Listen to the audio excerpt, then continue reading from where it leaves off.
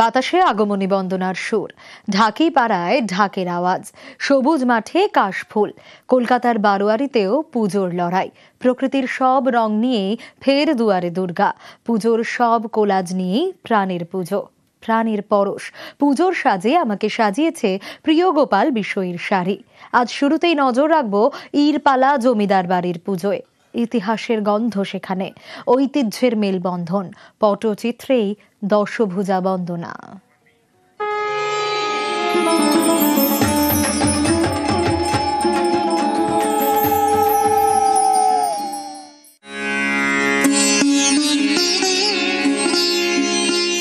পশ্চিম মেদিনীপুর জেলার ঘাটালের ইরপালা গ্রামে রায় পরিবারের পুজো।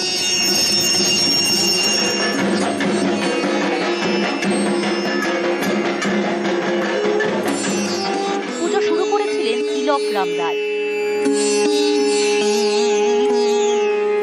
জানা যায়, তিলক বাবুর আদি বাড়ি হুগলির নকুন্ডা গ্রামে। ব্যবসায়িক প্রয়োজনে তিলকবাবু ঘাটালের ইরপালা এলাকায় বাড়ি তৈরি করেন এবং শুরু করেন দুর্গাপুজো।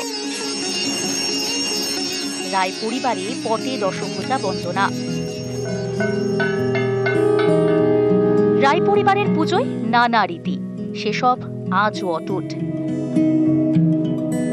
পরিবর্তন এসেছে শুধুমাত্র নহবতে।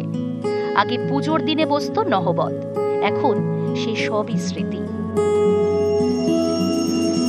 আমাদের পটের দুর্গা মায়ের প্রথমেই যেটা করা হয়, ভোরবেলাতে উঠে জল আপন গাছের ডাঁটা দিয়ে তার মুখ ধোয়ানো, তারপরে তিনি পুজো করে নৈবেদ্য দেন।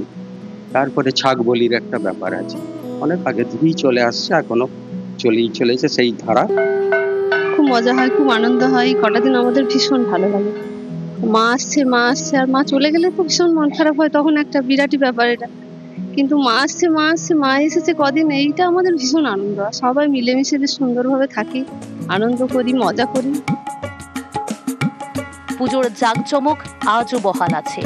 পরিবারের সদস্যরা কর্মসূত্রে নানান জায়গাতে থাকলেও পুজোর দিনগুলিতে ফিরে আসেন বাড়িতে। পশ্চিম মেদিনীপুরের ঘাটাল থেকে সুকান্ত চক্রবর্তী, নিউজ 18 বাংলা।